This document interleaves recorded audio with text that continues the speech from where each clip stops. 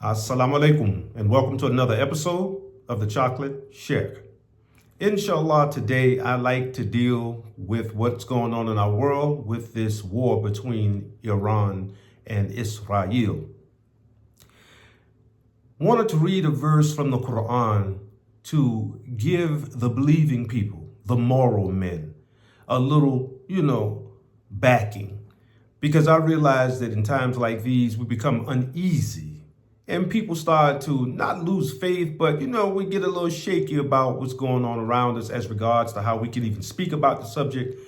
Who can we speak about the subject to? Will people get angry with us because they think we're being anti-Semitic? Will people get angry with us because they think that we're going against Islam? All of this has happened to me within the last couple of days, trying to talk to Muslims, non-Muslims alike. Folks are getting funny about how it is they need to express themselves because of fear, right? People are starting to have fear about their fellow man. They're starting to have fear about their neighbor. How do we discuss these issues when there's so many moving parts to the situation? On top of the fact that we have propaganda that's coming out the yin yang. My Lord, the propaganda is absolutely horrible. We don't know what's going on really in that war because both sides are going to tell the story they want to tell. However, those of us who live in the Western countries, we know how terrible the West is now. We know we live under a propaganda machine that's directly controlled by the oligarchs. Now, we know that. We know that all of the news stations that we look at are controlled by about 5 people. That's the news stations and the newspapers. We know this, right? About 3 or 4 years ago, right around the COVID period, there was an excellent study done on that. And it even showed our broadcasters almost in every major city were reading from the exact same script. It was the same news. The only thing they changed is what happened in their little localities, but everything else was exactly the same. So when that study was done, we found out that about 5 billionaires or multimillionaires control all of the news. So when we get news in the Western world, particularly here in these United States of America, we know it's controlled, right? These people are letting us hear what they want us to hear. They're not giving us the whole truth and nothing but the truth. So let me read the Quranic verse first, and then I'll go into what it is I want to say. Bismillah ar-Rahman ar-Rahim, with the name of Allah, the Beneficent, the Merciful. This comes from Surah 9, Ayah 51. That is chapter 9 in the Quran, verse 51. Say, nothing will befall us except what Allah has decreed for us. He is our protector. So in Allah, let the believers rely. Or in Allah, let the believers put their trust. Sadaqallah, sadaqallahu al-ladhim. That is surely Allah speaks the truth. All right, now, why am I reading that verse? I first want to say that to my very big surprise, I've had about 2 believing people, one Muslim and one Christian, give excuses for why it is they are being very careful about how they speak to this matter in public, or how they take it back to their Christian brothers, and for the Muslim, how they take it back, or how he took it back to his family. They have a sense of fear of loss. Okay? They have a sense of fear of loss that, hey, if I speak this, then there's a great possibility that I can lose my job. Or if I speak this, I'll anger somebody that can in some shape, fashion, or form have an effect on my life. And the Muslim brother said, hey man, I gotta feed my kids. I gotta feed my children, right? And my Christian brother was very concerned about his particular position and the position of a family member. If I say these things out in public, how is it going to affect me and my family members? Okay? So this is my response to people who are in these situations like the two brothers I mentioned. First is what I read in the Quranic ayah. Believing people, we put our trust in Allah subhanahu wa ta'ala, right? I spoke about this before, the term tawakkul in Islam. It's also used in this verse. We rely on Allah. We put our trust in Allah subhanahu wa ta'ala. That is, God highly glorified as He. That's what the believing people do. And we do that because we understand that it is Allah who is our Mawla, our protector, the person who looks over us, right? Mawla in Islam, an Arabic term that means like the guardian, the person who oversees your affairs. They make sure you're okay. They're protecting you. They're looking out for you. They have your back, so to speak. So they're letting you know, yeah, man, you go forward because you have my support. I'm backing you up. And we also have from this ayah, it says, say, nothing will befall us except what Allah has decreed. Qadr, Arabic word qadr. Things like this reside with Allah. Things like this reside with our Creator. This is how the Creator reacts to creation, right? So we are given a sense of fortitude, right? It gives us the intestinal fortitude to realize that things are decreed. There's certain things that Allah wants for us that if He wants it for us, no one can take it away. And if He doesn't want something for you, no matter what happens, nothing can give it to you. This is the mindset, right? This is the vision.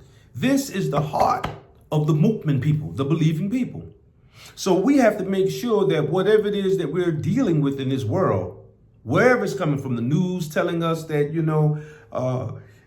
a country is being attacked, and we know that the country that's being attacked, that's Iran, is actually standing up for something that's right in that region. Anybody who has a piece of a brain knows that what Iran is doing is correct. All they're doing is they're saying, look, we're not going to allow outsiders to come into this region and upset what it is that this region is trying to do what's best for itself. No one's coming to steal our natural resources, and nobody's going to come bully the people in this region to make us submit to what it is they did in the past when they colonized us, right? Iran lost their president in the 50s because this country, the United States of America, along with Great Britain, they removed the leader. They removed him and imprisoned him. That man was democratically elected. Aren't we supposed to be a democracy in America? Don't we tell people, hey man, let the people decide? But when the Iranian people decided on Mossadegh to be their leader, this country, my country, the politicians here had that man removed. And they put a Shah, a king, an emperor on top of them so that they can steal those people's natural resources and have that great country, Iran, subdued. Now, this is a country of 90 million people, making it by far one of the largest, if not the largest country in that region. From what it is that I could do in my little bit of homework and research, I see that the next largest country in the region is Iraq and Afghanistan, and they have about 40 to 42 million people. Every other country in that region have 3 million, 5 million. Israel itself is a country of,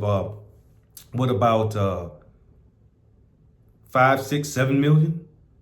Lebanon, 5 million. And Yemen is one of the next largest countries. I think Yemen is up there with about 10 million or so. So we're not talking about an area that has as much people as, say, America. But when you start talking about having 40, 50 million people in the country, that means you have a sizable country. Iran has 92 million people in that country, which makes it double the size of Afghanistan. And this country, America, couldn't even defeat Afghanistan. Nor could the USSR when they were together. Both of those countries had 10-year wars with Afghanistan. And those people, the 40 million, the Taliban, and the other organization, I forget the name of it, that fought against the Soviets, they're still there. Their culture, their religion, everything is still intact. They ran the Soviets out, and then they ran the Americans out. And now they're still there practicing their brand of Islam and their way of life, their Afghani way of life. But let me get back to what I was saying. The Iran is the only country in that region right now that's standing up for the Palestinian, and they're standing up for other people in that area who have had it with colonization coming from the West and using Israel as the battering ram to establish whatever it is they're trying to establish, which is nothing but Western hegemony, right? They want to control the region with Western hegemony because of the natural resources in the region and what the region means, right? Geopolitically, where it's situated. It's a way that they can kind of control things around the world. Well, the Iranis have always been a thorn in their side because of what they did to Iran and what the West has done to the Palestinian. Thank God for the Iranians, because if they didn't stand up, good God Almighty, we see what the Arabs are doing. And people could talk about, oh, well, don't come down on the Arab leaders. You know, they're being strategic about how they're spending their money and they're really trying to help. They just can't do it the way that, you know, and through any military might because they don't have all these excuses for them, right? But every excuse that's given to the Arab that has allowed what has happened to the Palestinian, every excuse that's given, it flies in the face of the logic, the principles, the philosophy of the religion of Al-Islam. Flies right in the face. So if you're a Muslim, you can't even go for that foolishness because you already know that if the messenger of Allah, Prophet Muhammad, on him be peace, were alive today, that he would be a soldier making sure that he did something to help the Palestinians, and not talking about finances, well, world finances and buying land. And you have to talk to these people through the language of money and economics. That's not what the prophets do. The prophets typically are poor righteous teachers, right? They're poor righteous teachers. And the power that comes along with the prophet comes from Allah subhanahu wa ta'ala. God, highly glorified is he. It's God power. It's not economic power. It's not money power. So I say this to my friends, the Muslim and the Christian. We don't bow down, scratch our backsides and our heads because we feel like we have to have some type of power before we defend or we say what's right. We don't wait to have banks and money, and we don't have to wait till we have all kind of arms and weaponry and all this other stuff. That's not the way of the believing people. The moral man doesn't have to worry about that. The moral man stands on the principles of God, and then he plants his feet 10 toes down, and he starts to give it to the enemy. That's what he does. He starts to speak the words of the moral people. He speaks the words of the divine books. He speaks the words of the divine prophets, and he lay it on humanity the way it needed to be laid down, just as Moses did, just as Jesus did, and just as Muhammad did, right? This is the job of the moral man. Plenty of prophets lost their lives. Plenty of the followers of the prophets lost their lives. They lost their wealth. They lost their wives. They lost their children. Plenty of them have lost everything they had. But what they didn't lose is they didn't lose their relationship with Allah subhanahu wa ta'ala, and they did what they were supposed to do by making sure they delivered the message. So we have to look at ourselves as messengers. We have to deliver the message. And don't worry about these other people, knowing that, as this verse tells us, that we have to understand that we have to have that tawakkul. We have to understand that we put our trust in Allah. In Allah, let the believers, the mu'min, you have to be a mu'min now. In Allah, let the mu'min place their trust. Rely on God. Understand qadr, understand divine decree, that what Allah has for you, no one can take it away. And whatever Allah is going to stop you from having, you'll never get. Understand that whatever we see in the world, the good of it or the bad of it, we know that as you go through it, as I said in the previous video, that Allah will always have good for us. Because we didn't ask to be created. Nobody asked to be here on the planet Earth. No one raised their hand and said, me, I want to be a human and I want to live on the planet Earth. Nobody said that. The fact that Allah brought us here and placed us here, he will then be our Mawla. He will be our protector. And he's going to make sure that because he brought you here and you didn't ask to come, that he has good in store for you. So whatever goes on in the world, we have to understand qadr. Whatever decree befalls us, whatever Allah allows to befall us. Remember, it is Allah that allows it. Not the white man, not Trump, not Netanyahu, not some Jew somewhere, not some pirate, some liar, right? Not a bunch of stormtroopers or Marines. We don't put our trust in that. The believer, the movement, we rely on Allah and understand it's only Allah that can allow something to happen. When a leaf falls from a tree, that disconnection from that leaf from that tree, that's Allah's business. When you see a typhoon, that's Allah's business. Earthquake, hurricane, that's Allah's business. A child born healthy and strong, 10 fingers, 10 toes, eyes in the right place, ears, nose, mouth, that's Allah's business. If a child is born with an eye right here, deaf, right, mute, can't speak, one short arm, no legs, thalidomide baby, whatever the case may be, we have to remember now, Allah allowed that. So this is God's business. So all we have to do is understand God's business, and that whatever Allah decree for us, that we have to rely on it as believers, knowing that this thing is going to be good for humanity in the end. So I just wanted to remind that all this stuff that's going on in the Middle East right now, and especially for the believing people who hurt, we hurt to see this stuff going on. We hurt to see, missiles slamming into buildings and killing women and children and old folks. Who wants to see that? The Palestinians being starved out in Gaza. And today I hear the Israelis took a tank and fired a tank bomb into a crowd and killed up to about 50 people who were just coming to get food. Hungry people coming to get food. And this is what they did. So when we see this, of course, our hearts ache. But we have to understand that Allah has the whole world, as the old Christian song says, in his hand. Allah got this. Those who will receive reward, they will be rewarded.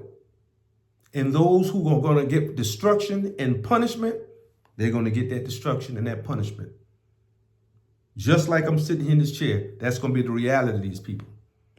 So I'll go ahead and close this video off. I'm going to write about 19 minutes. Just wanted to say that to the people who are listening on to my channel. Hold steady.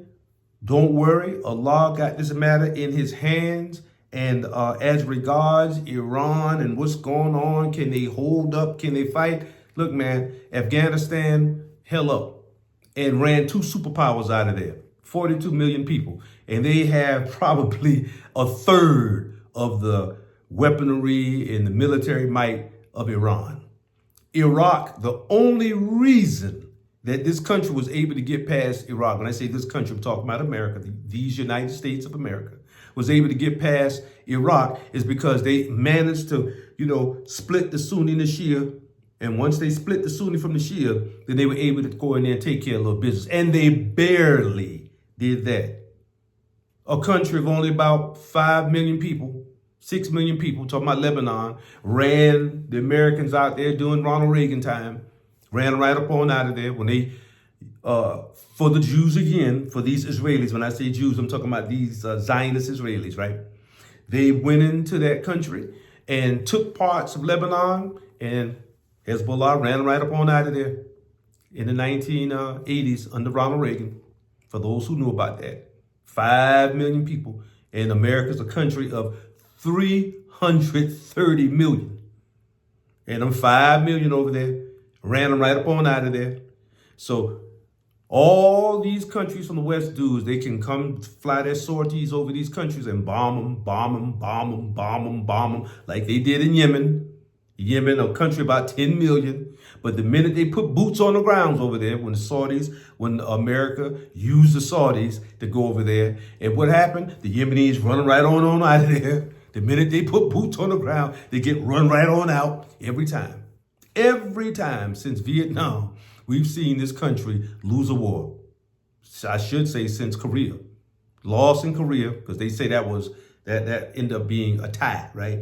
A tie. That's what they say. That was a tie. Okay.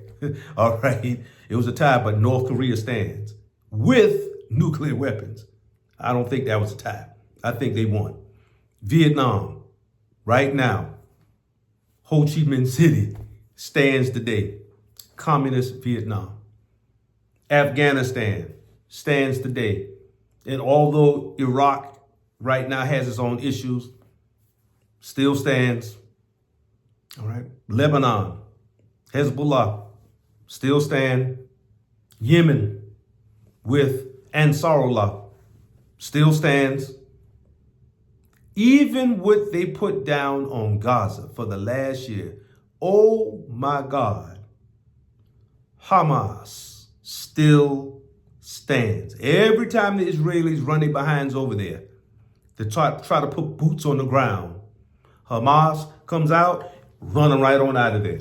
They have to make the phone calls, bringing them sorties again. Bomb, bomb, bomb, bomb. That's all they got. That's all they can do. So believers, put your trust in Allah, and Allah will take care of this situation, okay? So that's my message for the night. I pray all is well with you guys. If you cared anything about this message, you got something from it, do me a favor and push the like button. And if you have not already, please subscribe to my channel. Of course, the Sheikh loves you, okay? Y'all take care. Peace.